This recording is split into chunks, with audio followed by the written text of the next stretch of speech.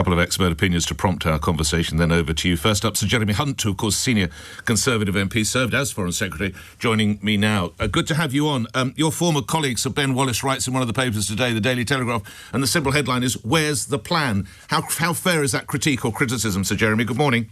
Well, good morning, Nick. I do think there's been a lack of decisiveness in the UK position, but more broadly, this is a very fluid situation. Churchill once said that when it comes to war, once the signal is given, no man can control its course.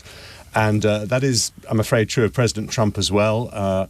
We don't know where this is going to go. But for the UK, I think we've really got the worst of all worlds. On the one hand, America is questioning our loyalty, and that is very significant when it comes to, for example, their support in Ukraine, where we badly need them to carry on helping Ukraine withstand the Russian onslaught.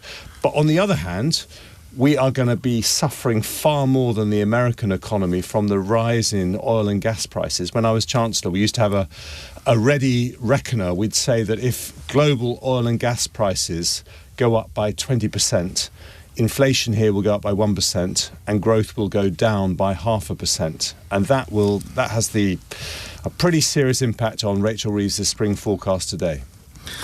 What is the course that the UK should be taking, Sir Jeremy? I think we have to say, what is our big strategic interest here? And I think it's very straightforward. We want stability in the Middle East, and that means not having an Iran with nuclear weapons. And we want to sustain American support for Ukraine. And on both those accounts, I think that means we should have been all in with the president. This is someone who you're either all in or you're out in the cold. And it seems to me we were neither. We were, at one moment we were against, then we said, OK, well, you can use our bases after all. And I don't think anyone really knew where we stood. And I think that was a failure of leadership. Where should we be on the Chagos deal now, Sir Jeremy? Well, I've always been against it. I remember the Foreign Office proposed it to me when I was Foreign Secretary, and I said, you must be joking. This is an absolutely vital strategic military base. And let's be clear, by maintaining this base in the Indian Ocean, America is doing the world a big favour, because America has been for decades the world's policeman. They have been the people who kept open the shipping lanes that have meant that trade has been able to continue. Right now, because of what's happening in the Straits of Hormuz, which are effectively closed, that is the route through which around a fifth of the world's crude oil goes through. That's why it's very important to maintain stability. That base in Diego Garcia is incredibly important for that. So I don't know why Keir Starmer even considered this for 1 second. I think the Mauritius's claim is entirely spurious. If there's a moment to junk that deal, it is now. And I think that he should get on and quietly do it while all the world is thinking about something else. Lastly, Jeremy, before I let you go, noting you served as Chancellor of the Exchequer, of course, not that long ago, we have a spring statement, which seems to me like a budget without the numbers, effectively, coming up later today. What might we hear? What are you fearful of, Sir Jeremy? Well, we are uniquely vulnerable to a surge in oil and gas prices because we're a net importer of gas, and our gas prices, which, most of us are on gas to heat our homes, are linked to the international gas price market. So, obviously I can say all the things I'd like to hear, that we haven't heard a proper plan for economic growth. But I think the real pressure on Rachel Reeves is going to be on the green levies on our electricity and gas bills, on why it is that Labour is phasing out North Sea production when we're seeing all this extremely dangerous developments in the Middle East, and generally a rather ideological approach to energy policy, which cannot be the right thing in the situation we're in right now. Appreciate you taking the call so early in the morning. Sir Jeremy Hunt, former Foreign Secretary and Chancellor of the Exchequer, of course, Conservative MP down in Godalming and Ash, 11 after 7. Listening to that, Sir Richard Dalton, who served as British Ambassador to Iran and joins me now. The continuing, and I have to say, widespread criticism of Sir Keir Starmer in many of the newspapers' editorials this morning. Sir Richard, how fair is that criticism in your view? Good morning. It's unfair. There was a viable negotiation which the Israelis and the United States aborted. Secondly, we've caught the Americans on the raw at a time when they're having great difficulty domestically with justifying this war. There is no majority in the United States for this war. There was clear indications from leaders of Congress after the briefing a few days before it was launched, that there was no reason shown to them why there was a case for compelling reasons for the United States to go to war at this time. They're now soft-pedaling their regime change justification. They are now preparing their people for a long period of war against what the American people had a hope to expect. So when Britain confirms the position taken by France, Germany, and itself and all our other European partners not to participate in the opening strikes, this is a difficult moment for the Americans, and they're lashing out against us, and we should not be unduly impressed by it. We should stick to a course which is in accordance with international law, while at the same time assisting the United States. That is, in brief, what Prime Minister Starmer is doing. So, when it comes to defending UK citizens in the region, we don't even do it ourselves?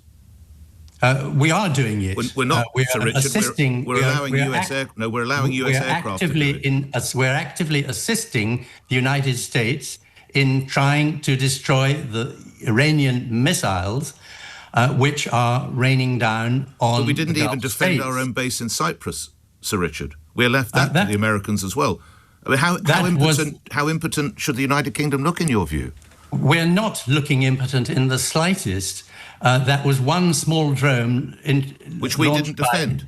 Launched by Hezbollah, and active steps were taken subsequently against the two drones that were directed at Akrotiri, which were successful. So we also have British planes in the skies assisting our partners in the Gulf to defend themselves against Iranian missiles. So the imputation that the UK is being weak is wrong. When it comes to the Ayatollah, and the now dead Ayatollah, what is it that gives you confidence that negotiations could have proceeded and come to fruition? The clear statements by the Omani foreign minister who was mediating, and my own knowledge of the points which the Iranians were prepared to concede. These negotiations take time. Before they were aborted by Israel and the United States, many people pleaded for the United States to treat them seriously, but plainly they did not. But what is it you admire most about the former Ayatollah's regime then?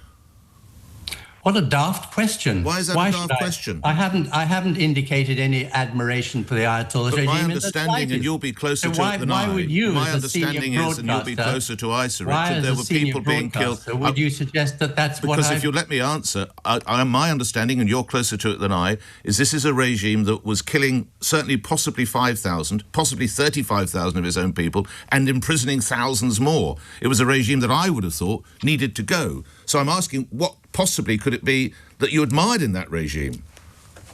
There are a great many regimes around the world which need to go. But the important issue for Britain's national security is the framework set out after the end of the First World War to minimize the chances of the law of the jungle taking over from international law should be preserved.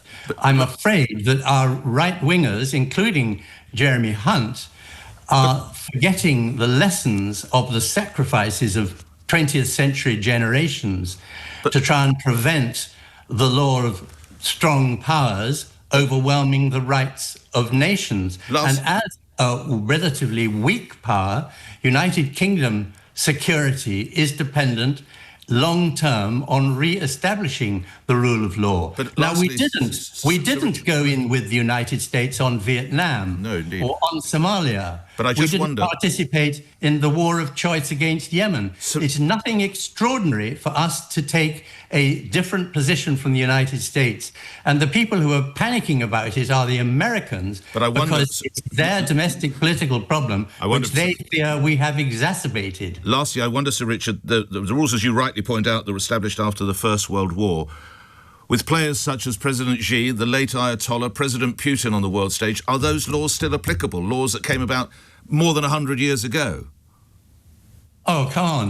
100 years ago, in the course of human history, when human nature is what it is... But obviously we didn't have a Putin, or we didn't have an Ayatollah, or we didn't have a Xi at those times. We have had lots of them in the past, and it is wrong for us to think that just because we face a Trump and a Putin now, the laws which are there to protect small nations should somehow be jettisoned. Okay. The absence of a plan, Starmer was right to point out that.